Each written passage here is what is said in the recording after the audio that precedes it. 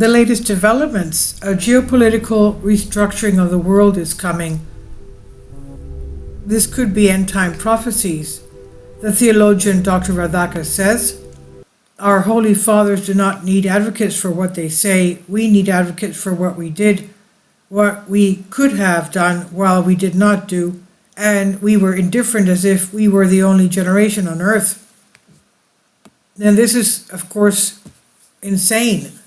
The Hudson Institute suggests that Israel strike everything in Iran, oil nukes leadership, while the U.S. prepares to officially announce the existence of extraterrestrial life. What should we do with the extraterrestrials, hence demons that came out of the underworld, when they are deservedly replaced by human beings? We read, David Asher, a senior fellow at the Hudson Institute, proposes to strike everything in Iran, wipe out the political and military leadership, strike oil, nuclear, even the central bank of Iran, he said. So this guy who came up with this was a former U.S. State Department official, and now we realize that there are a lot of paranoids in a lot of leaderships around the world.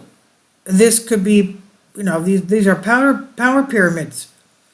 Madness in many forms will drown humanity, and these are the latest developments. Israel's military operations southern Lebanon have stalled and are no cakewalk.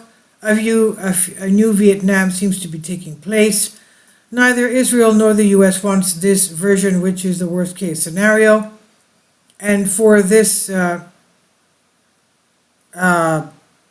trauma, and Iran's nuclear and other infrastructure seems strongly certain.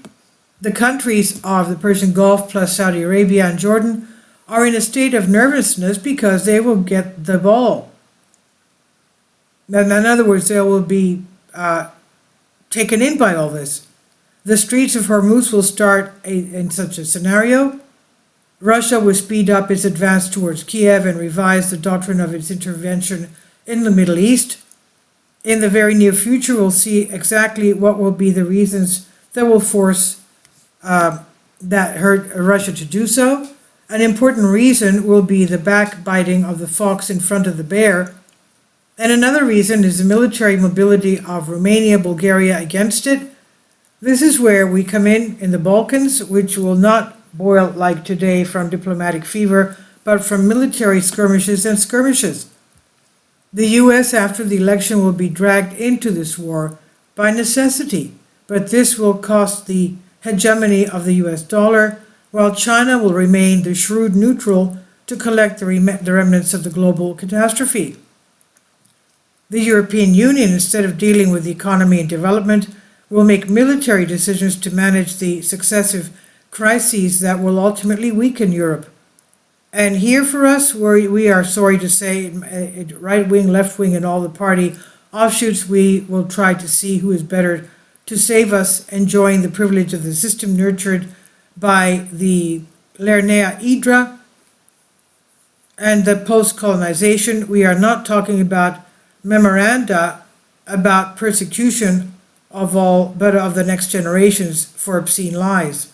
We pointed out all of this 10 years ago. We did not change anything. Just today they approach us dramatically. Our holy fathers, the elders and the saints of the church, do not need advocates for what they said. We need advocates for what we did, what we could have done while we did not do it, and were indifferent as if we were the only generation on earth. And when we wake up, we will understand how the thorn of sin limited our field of vision to be able to live free and happy. Well done.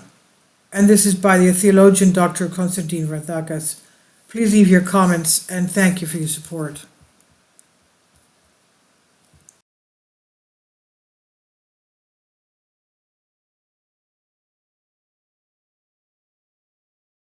Support my Patreon account. The daily posts are 5 videos daily, and they are totally different from what I have on my YouTube channel.